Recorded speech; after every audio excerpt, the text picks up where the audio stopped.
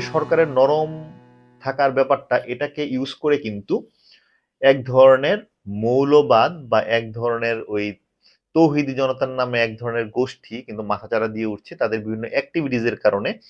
আমাদের কিন্তু আন্তর্জাতিক মহলে সুনাম নষ্ট হচ্ছে, সেটা কিন্তু স্পষ্টতই বিভিন্ন ইন্টারন্যাশনাল জার্নাল, ইন্টারন্যাশনাল মিডিয়াতে প্রকাশ পাচ্ছে। সো এই সরকার ডেফিনেটলি একটা জনগণের সরকার, কিন্তু তাই বলে এই ইসলাম ফোবিয়া এটা যাতে খুব বেশি আকারে মাথাচাড়া দিয়ে না ওঠে। কারণ এই উত্থানটার জন্য অপেক্ষা করছে আওয়ামী লীগ, এই উত্থানটার জন্য অপেক্ষা করছে ভারত। বিকজ তারাও চায় বাংলাদেশে এই যে ইসলামিক দল বা তৌহিদি জনতার নামে যারা বিভিন্ন গোষ্ঠী আছে, তারা বিভিন্ন অ্যাক্টিভিটিস করুক। বিকজ তারা যত অ্যাক্টিভিটিস করবে, ততই আওয়ামী লীগ এবং হচ্ছে এই ইন্ডিয়ার জন্য সহজ হবে এটা প্রমাণ করা যে আওয়ামী লীগ ছাড়া বাংলাদেশে মৌলবাদের উত্থান ঘটে। সো আসলে এখানে যারা বিভিন্ন ইসলামিক রাজনৈতিক দল রয়েছে, যারা এই তৌহিদি জনতা নামে আন্দোলন করছে বা তৌহিদি জনতা নামে রাজনীতি করছে, দায়িত্বটা এবং দায়টা তাদের বেশি। বিকজ তারা যদি দেশের ভালো চায়, তাহলে আসলে এই সকল এক্সট্রিম কর্মকাণ্ড থেকে নিজেদেরকে সংযত রাখা উচিত। এবং সরকারেরও উচিত এইসব বিষয়ে আরো একটু স্পষ্টভাষী হওয়া, আরো একটু শক্ত হওয়া। সেটা না করলে কিন্তু আমাদের এই যে নেগেটিভ ব্র্যান্ডিং, যেটা আসলে আওয়ামী লীগ লম্বা সময় ধরে করে আসছে, যে আওয়ামী লীগের সময় দেশ ভালো থাকে, মৌলবাদ মাথাচাড়া দিয়ে উঠতে পারে না, এই ব্যাপারটা কিন্তু, এই মিথ্যা গল্পটা কিন্তু সত্যে পরিণত হবে যদি আসলে আমরা এই ব্যাপারগুলোকে কন্ট্রোল করতে না পারি অথবা নিজেরা কন্ট্রোল না করি। সো সার্বিকভাবে দেশ যে খুব ভালো যাচ্ছে এই অন্তর্বর্তীকালীন সরকারের হাতে বা মধ্য দিয়ে, সেটা কিন্তু বলা না গেলেও অ্যাটলিস্ট কিছু সংস্কারের আশা মানুষ করছে। মানুষ বিশ্বাস করে যে রাজনৈতিক দলগুলো এই প্রকৃত সংস্কার, যে সংস্কারগুলো দেশের এবং জনগণের জন্য ভালো, যেই সংস্কারের মধ্য দিয়ে আবার কোনো স্বৈরশাসক বা একটা পরিবারের কাছে ক্ষমতা কুক্ষিগত হবে না, সেই সংস্কারগুলো মানুষ চায়। এবং সেই সংস্কারগুলো যে রাজনৈতিক দলগুলো করবে না, এটাও তারা বুঝে। যার জন্য কিন্তু এত আকাঙ্ক্ষা, এত কিছু মেনে নিয়ে এই সরকারের প্রতি এখনো মানুষ সমর্থন দিয়ে আসছে। যদিও দ্রব্যমূল্য আবার বৃদ্ধি পাচ্ছে, সিন্ডিকেটগুলো আবার অ্যাক্টিভ হচ্ছে, হয়তোবা রিপ্লেস হয়েছে, নতুন কোনো সিন্ডিকেট এসেছে, কিন্তু সিন্ডিকেটগুলো কিন্তু আবার আস্তে আস্তে মাথাচাড়া দিয়ে উঠছে। অলরেডি বাজারে জিনিসপত্রের দাম বেড়ে গিয়েছে, পেঁয়াজের দাম 20-30 টাকা কেজিতে বেড়ে গিয়েছে। তো সবকিছু মিলিয়ে এই সরকারের অনেকগুলো গ্যাপ রয়েছে। দেশীয় বিনিয়োগকারীদেরকে নিয়ে কোনো উদ্যোগ নেই, সেই জায়গাতেও গ্যাপ রয়েছে। আবার অনেক সফলতাও রয়েছে। সফলতার মাত্রাই বা পাল্লাই ভারী, তারপরেও ব্যর্থতা যে নেই তা বলা যাবে না। তো সমালোচনা করতে গেলে দু সাইড থেকে সমালোচনা করা উচিত। এই ব্যর্থতা নিয়েই, এত কষ্ট সহ্য করেই মানুষ কিন্তু এই সরকারকে সমর্থন দিচ্ছে শুধুমাত্র কিছু সংস্কারের জন্য।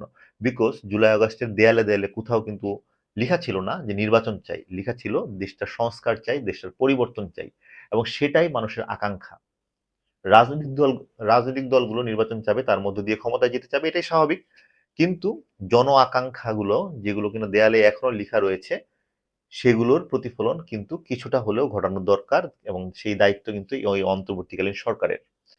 আর ছাত্রদের যে নতুন রাজনৈতিক দল এনসিপি, তারাও কিন্তু প্রথাগত রাজনৈতিক দলের মতোই বিভিন্ন রকম অপকর্মে লিপ্ত হচ্ছে। তাদের নিজস্ব দলীয় সম্মেলনে কিন্তু তারা অনেক প্রশ্নবাণে জর্জরিত হয়েছে। তাদের যে অর্থের উৎস, সেটা যে তারা ট্রান্সপারেন্ট হইতে প্রকাশ করে না, সেটা নিয়ে কিন্তু সকল মিডিয়াতে সকল মানুষই যেমন প্রশ্ন তুলছে, তাদের দলের ভিতর থেকে প্রশ্ন আসছে। সেই দলের ভিতরে সার্জিস এবং হাসান আবদুল্লাহর বিভিন্ন কর্মকাণ্ড নিয়ে, হান্নান মাসুদের কর্মকাণ্ড নিয়ে প্রশ্ন উঠছে, প্রশ্ন তুলছে অনেকেই।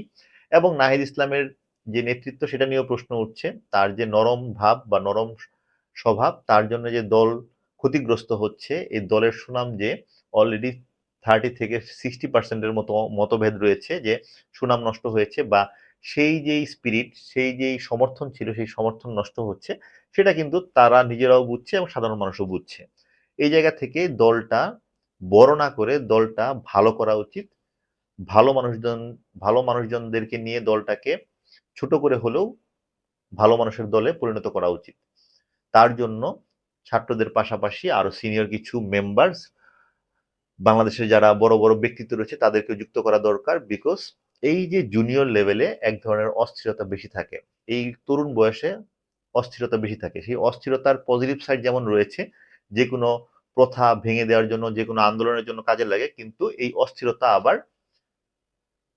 কোনো লম্বা বা সুচিন্তিত বা স্থায়ী কোনো সমাধানের ক্ষেত্রে বাধা হয়ে দাঁড়ায়। বিকজ তাদের ভিতরে এক ধরনের অস্থিরতা কাজ করে। পরিবর্তন কেন হচ্ছে না, তারা লম্বা সময় সেটার জন্য দিতে চায় না, এবং নেতৃত্ব নিয়েও তাদের ভিতরে এই তরুণ বয়সে যারা রয়েছে, তরুণ বয়সী যারা রয়েছে তাদের ভিতরে এক ধরনের দ্বিধাদ্বন্দ্ব তৈরি হতে পারে।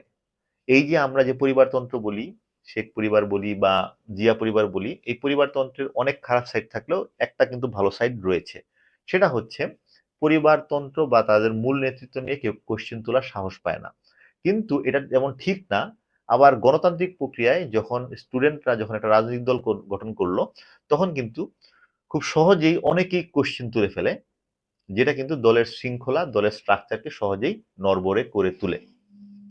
সো তারপরেও গণতান্ত্রিক প্র্যাকটিস থাকা দরকার, উচিত, এবং এই দলটা এরকম গণতান্ত্রিক প্রক্রিয়ার মধ্য দিয়েই, এই নেতৃত্বের পরিবর্তন, সংযোজন বিয়োজনের মধ্য দিয়ে এই দলটা এগিয়ে যাক। তাহলেই হয়তো আমরা 20-30 বছর পরে গিয়ে একটা ভালো দল, গণতান্ত্রিক দল পেতে পারি। সো এই নতুন দলের কাছে এই আশাবাদ ব্যক্ত করে তারাও ভালো হয়ে যাক, সকল রাজনৈতিক দলই ভালো হোক, অ্যাটলিস্ট ভালো হওয়ার চেষ্টাটা যাতে মানুষ বুঝতে পারে, শুধুমাত্র প্রথাগত রাজনীতি, চাঁদাবাজির রাজনীতি, তাকে আঁকড়ে ধরে থাকার চেষ্টা যাতে না থাকে, সেই আশাবাদ ব্যক্ত করে শেষ করছি আজকের পর্ব।